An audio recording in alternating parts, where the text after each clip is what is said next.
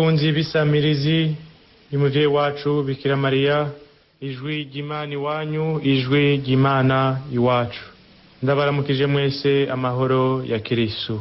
Uyu n'umwanya wo kumviriza no kuzirikana ijambo ry'Imana ryo kuri uyu wa mbere mu ndwi ya mbere mu gihe c'ikarema umwaka C.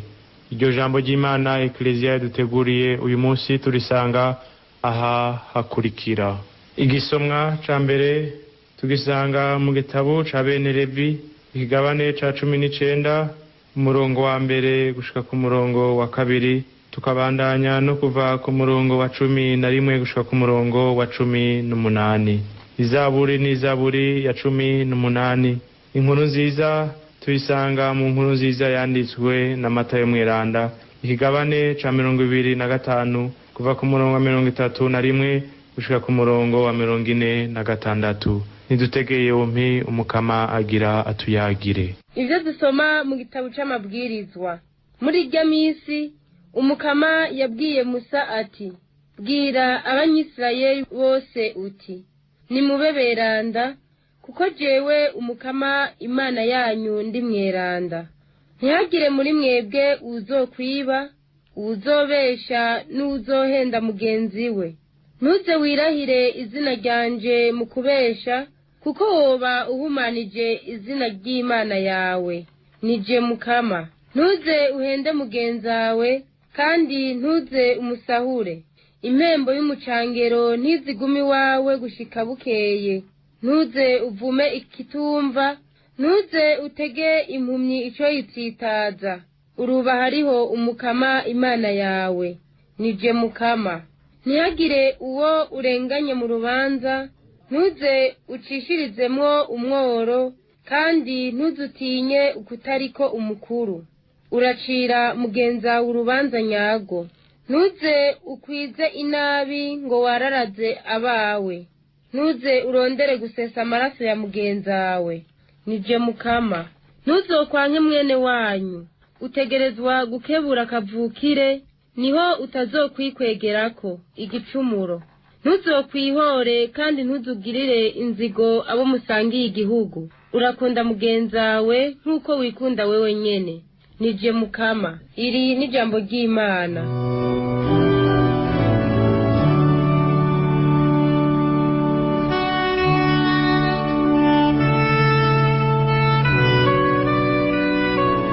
Amajambo yawe mukama niyo mutima n'ubuzima. Amajambo yawe mukama niyo mutima n'ubuzima. Amategeko y'umukama aratunganye, ahembura umutima. Amabwirizwa y'umukama ni ay'ukuri, niyo bwenge bw'abantu bato bato. Amajambo yawe mukama niyo mutima n'ubuzima. Amategeko y'umukama aragororotse, nakeza mutima. Amabwirizwa y'umukama arasobanutse, niyo muco w'umutima. Amajambo yawe mukama niyo mutima n'ubuzima. Ukubaha umukama na karoruhore nikuzokwigera guhera n'intete. Umukama ashinga intahe y'ukuri, intahe yamitunganye. Amajambo yawe mukama niyo mutima n'ubuzima.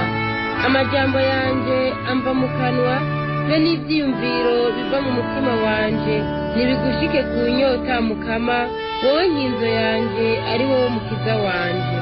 Amajambo yawe mukama niyo mutima n'ubuzima.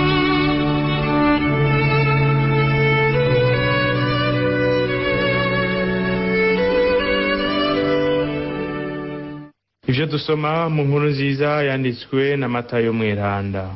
Muri rya misi Yesu yabari abigishwa biwe ati: aho umwana w'umuntu azogarukira mu buninahazwa bw'ijuru, ari kumwe n'abamarayika biwe bose, azovyagira ku ntebe y'ubuninahazwa bwiwe. Abantu bose bazokoranira imbere yiwe, aheze abasobanure nk'uko umwungere asobanura intama n'amahushi. Intama azihereze iburyo, nayo amahushi ibubamfu. Umwami azobarira abari iburyo bwiwe ati: nimuze batoni ba data, muronke ubwami yabateguriye isi itararemwa. Narashonje murangaburira, naranyotewe muramputonywa, narikavantara murantora, nagenda gusa muranyambika, narindwaye murandaba, ndi mwibohero murandamutsa. Nabo bazomwishura bati: twakubonye ryari ushonje tukakugaburira, unyotewe tukaguha icunwa, twakubonye ryari uri kavantara ngo tugutore, ugenda gusa turakwambika, canke twakubonye ryari urwaye canke uri mu ngoyi tukakuraba. Nawe azobishura ati, nukuri ndabibabwiye, ico cose mwagiriye umwe muri abo bato bato mu bo tuvukana nije mwakigiriye. Azobarira abari bubamfu na bati, nimumvireho mwabivume mwe, mugende mu muriro udahera wateguriwe shetani n'abamarayika bayo. Narashonje ntimwangaburira, naranyotewe mu nyima utwonwa, nari kavantara ntimwantora, nari gusa ntimwanyambika, ndagwara nja mu ngoyi ntimwandaba. Bazomwishura bati, Mukama, twakubonye ryari ushonje, unyotewe, uri kavantara, uri gusa, ugwaye, uri mu ngoyi, turaheza ntitwagutabara. Azobishorera ati, nukuri ndabibabariye, ico cose mwanse kugirira umwe muri abato bato nije mwanse kukigirira. Bano rero bazotabwa mu mahano adahera, abeza nabo binjire mu buzima budahera. Twakire kandi dushimagize iyi nkuru nziza Yezu Kristo.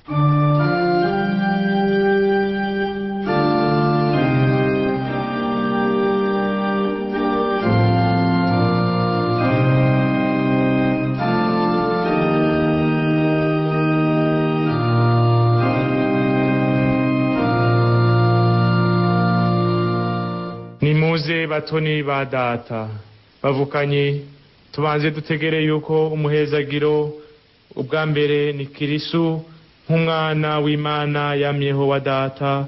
Uwo ni wo mugisha yaronse isi itararemwa, araheza arawuzigamana ntaryo imyaka n'imyaka, kandi awufise ari umwuzurira. Umuhezagiro rero ukomoka ku ijambo ry'ikilatini risigura ukwatura iciza, ukwifuriza ineza. Ariko neza na neza twotegera yuko umuhezagiro no gutanga ingabire, ugutanga kaganuke ugaragaza urukundo ufitiye uwundi. Nimuze batoni ba data. None uwundi yagaragaje ugakunda mwana atari dawe wo mwijuru ninde? Nuwo dawe avuga ko muri mwana yahasanze ibimunezereza byose, yahasanze ibimuhesha ishimwe byose, ibimuhesha ubuninahazwa. Ni mu bunywanyi bwa data na mwana dutangarira imyaka idahera imihezagiro y'Imana, no kuvuga ubwo rukundo Imana ifise mu muzirikanyi wayo, igaheza ikaruvyara muri mwana. Umuhezagiro nukuzuzwa n'umugisha n'inema ya data muri mwana, kandi data na mwana bari muri urwo rukundo basangiye w'intacika. None rero Yezu azobwira abashimwe abazoba bari iburyo bwiwe ati, nimuze batoni ba data. Muri make bavukanye azoshitsa agaragaze wa muhezagiro wenyene nka mwana yakiriye imyaka itaravugwa, agaheza akawushikiriza abantu. Nimuze batoni ba data. Twotegera yuko abo bashoboye kumenya bakabandanya bashishoza, bagaheza bakinja muri ico gihare c'abatoni ba data, nabo mu gihe batari bwa bice nikanda babona uwo muntu muto muto, uwo mworo, uwo nta ntege, uwagwaye, maze bakamubona ko umuhezagiro bafashijwe n'umuzirikanyi wabo, bagaheza bakamufasha bakamurengukako. Ninde wundi ari mwibohero ndetse Kristo we yatwawe kwicwa azira ibicumuro vyacu? Ninde wundi agenda gusa ndetse Kristo kumusaraba? Ninde ashonje anyotewe urukundo rw'abantu atari Kristo? Ego vy'ukuri nuwo muto muto cane, nuwo mworo ruhebwa, nuwo ntabwa, kuko ariwe umuhezagiro wa data uvyagiyeko, kuko ariwe data acishako umuhezagiro ngo ushikiriza abantu awuvyagize mu mishaha yabo. Abinjira mu buzima budahera bagatorana ubwami bw'Imana, abo Yezu yita intungane, abo Yezu yita abatoni b'Imana, nabo buguruye imitima yabo ngo bakire ubutungane bw'Imana. Nabwo akabari ugushitsa urukundo rwayo, nabwo ubwo butungane niyo ngabirano y'umuhezagiro wayo, wa muhezagiro yahunda mwana, kandi ari uwashikiriza abantu aciye kuri mwana nyene. Mwana yaraje ngo arangure uwo muhezagiro mu gufata kamere y'umuntu, agasa n'umuntu akaja mu kibanza c'umuntu akagira ubuzima bw'umuntu hamwe no mu kwiremeka ibicumuro vy'abantu kuko banse kwigenza nk'abana b'Imana nk'abashimwe na data cagiye abahezagira ubwa mbere mu ntango y'irema. Nimuze batoni ba data. Ivyo rero bavukanyi bitegerezwa kudufasha gutegera muri kino gihe c'ikarema kwimigenderanire ihambaye kandi nkenerwa dufitaniye n'umuntu wese kwitegerezwa kuba imigenderanire ihagaze ku mihezagiro, ukumenya ko mu mitima yabo havyagiye urukundo rwa data kuko baremwe mu gashusho ka data, kandi ko mu mitima yabo hari agashusho k'Imana. Iyo shusho ya mwana mu gihe ca none ni ishusho ya mwana yakomeretse, mwana ari mu mbuto, ni ishusho ya mwana ari ku mfiro, ni ishusho ya mwana yahebwe, ni ishusho ya mwana yasuzuguwe, ashonje canke anyotewe. Kandi ku rugero amaso yacu yuguruka, imitima yacu ikuguruka, vyugurukire umuhezagiro wa data mu gihe ari ivy'ukuri ntidushobora kureka kubona icayo maso, ico umutima bitwereka, ntidushobora kureka kubona ishusho ya mwana agerera mu boro mu bato bato.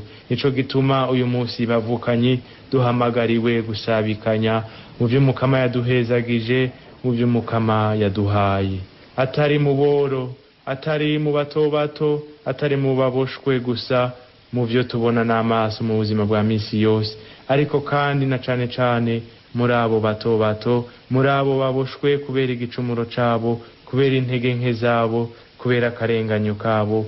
Kuko no muri abo bavukanyi rimwe rimwe twigiza kure, rimwe rimwe dushira kure imigenderanire yacu, kure y'ivyumviro vyacu. Ni muri abo bavukanyi Umukama uyu munsi ashaka yuko tubana nabo. Ni muri abo bavukanyi kandi harimwo agashusho k'Imana, harimwo agashusho ka Kristo. Niho rero duhamagariwe uyu munsi gusabikanya kugira ngo twinjire muri ico gihari c'abatoni ba data.